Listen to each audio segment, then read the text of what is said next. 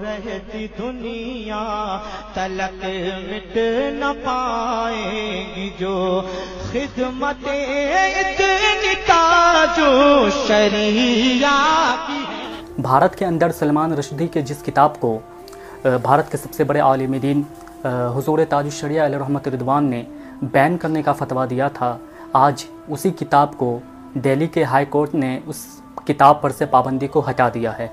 ये नहायत ही अफसोस की बात है। इसी बात को लेकर रज़ा एकेडमी ने अफसोस का मुजाहरा किया है और फिर से इस किताब पर बैन लगाने की बात कही है। आइए देखते हैं कि रज़ा एकेडमी ने इस ताल्लुक़ से क्या बातें कही है, क्योंकि जब इस किताब को रिलीज़ किया गया था तो उस समय महाराष्ट्र के अंदर बाकायदा एक प्रोटेस्ट हुआ था जिसमें बहुत सारे मुसलमानों की जानें भी चली गई थी। तो ये कोई मामूली बात नहीं है कि इस किताब पर से बैन हटा दिया जाए। इसमें हुजूर अकरम सल्लल्लाहु अलैहि वसल्लम के शान में नाज़िबा कलिमात अदा किए गए हैं और इसलिए इस किताब को बैन करना बेहद ही ज़रूरी है।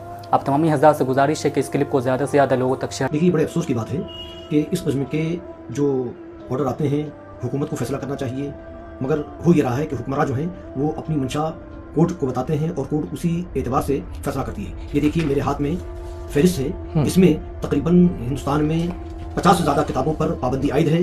ये 1924 से लेकर और 2017 तक की लिस्ट है जो नेट से निकाली गई है। 50 से ज़्यादा किताबें हैं जिन पर पाबंदी लगी हुई है और इस किताब पर से शैतानी वर्ष से किताबें हटाना, उससे पाबंदी हटाना, ये बड़ी अफसोसनाक बात है। आपको मालूम होगा कि 98 में बम्बई के अंदर एहतजाज हुआ तो 12 मुसलमानों की शहादत हुई थी।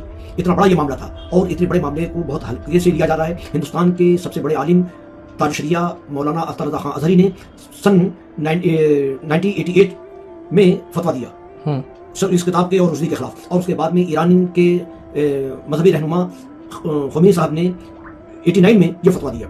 14 फरवरी 89 को उनका फतवा आया और उसी दिन बम्बई में एहतजाज हुआ था और उसके अंदर 12 मुसलमान शहीद हुए थे। इतना सेंसिटिव मसला है और कोर्ट ने इसको बड़ी आसानी से इजाज़त दे दी और किताबें बिक रही हैं। इससे मुसलमानों के जख्मों पर नमक छिड़कने का कोर्ट ने काम किया है। लिहाजा हुकूमत को चाहिए कि उस पर पाबंदी थी उसको बरकरार रखा जाए। 7 से ज़्यादा किताबों पर ऑलरेडी पाबंदी हमारे मुल्क हिंदुस्तान में आयद है। इस किताब से पाबंदी हटाने का क्या मतलब है? ये सिवाय इसके कि मुसलमानों के जख्मों को कुरेदा जाए और उस पर नमकपाशी की जाए, इसके अलावा क्या कहा जा सकता है? लिहाजा हुकूमत से हमारी गुजारिश है कि इस पर जिस तरीके से पाबंदी आई थी उसको बहाल रखा जाए।